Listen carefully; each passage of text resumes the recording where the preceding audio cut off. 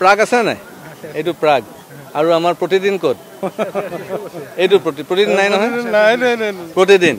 এই দুইজনৰ এডিটৰক সুধিব আগন্তুক দিনৰ ৰাজনীতি অসমত কি হ'ব প্ৰাগ আছে নাই এইটো প্ৰাগ আৰু আমাৰ প্ৰতিদিন ক'ত এইটো প্ৰতিদিন নাই নহয় প্ৰতিদিন এই দুইজনৰ এডিটৰক সুধিব আগন্তুক দিনৰ ৰাজনীতি অসমত কি হ'ব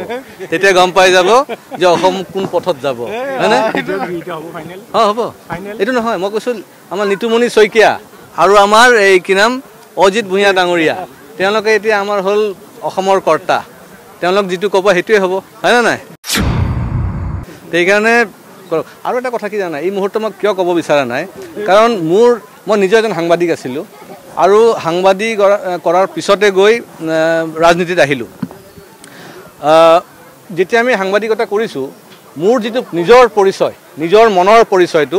আমি কিন্তু তেতিয়া ৰাইজলৈ দিয়া নাছিলোঁ ৰাইজে যিটো বিচাৰে পলিটিকেল পাৰ্টিজ যিসকলে যি কথাবিলাক কয় আমি এইখিনি উত্থাপন কৰোঁ কিন্তু এতিয়াতো সেই বস্তুটো নাই এতিয়া এডিটৰৰ হিচাপত মোৰ মানে কথাখিনি দেখাব মই এটা ভাল কথা ক'ম উল্টাকে আপোনালোকে দেখাব হয়নে নাই সেইকাৰণে মই যিখিনি কথা ক'ম এতিয়া উল্টাকে যেতিয়া দেখাব এতিয়া নোকোৱাটোৱে ভাল তাৰমানে এতিয়া আমি নিতুমণি শইকীয়া আৰু অজিত ভূঞা যিখিনি কথা ক'ব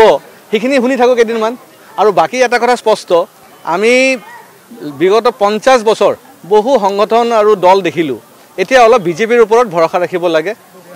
আমাৰ সৰ্বানন্দ সোণোৱাল আৰু হেমন্ত বিশ্ব শৰ্মা ডাঙৰীয়াৰ ওপৰত ভৰসা ৰাখিব লাগে আমি কি কাম কৰি যাম সেইখিনি অলপ ধৈৰ্য ধৰি চাই থাককচোন বাৰু হয় নাই নাই এইবিলাক প্ৰশ্নৰ জবাব নাই শুনকচোন আমাক যিসকলে মৰম কৰে তেওঁলোকে ধৰ্ণা দিয়া নাই নহয় আমাক যিসকলে ভোট দিছে আমাক যিসকলে আমাক জয়যুক্ত কৰিছে তেওঁলোকে ধৰ্ণা দিয়া নাই নহয় হয়নে নাই তো যিসকলে আমাক মৰম কৰে যাৰ ছাপৰ্টত আজি আমি কাম কৰি আছোঁ অসমৰ স্বাৰ্থত অসমীয়াৰ স্বাৰ্থত আমি কাম কৰি আছোঁ তেওঁলোকে ধৰ্ণা দিব যোৱা নাই নহয় ধৰ্ণা দিবলৈ কোনে গৈছে সেইখিনি বিচাৰ কৰকচোন তেওঁলোকৰ কি এজেণ্ডা আছে হয়নে নাই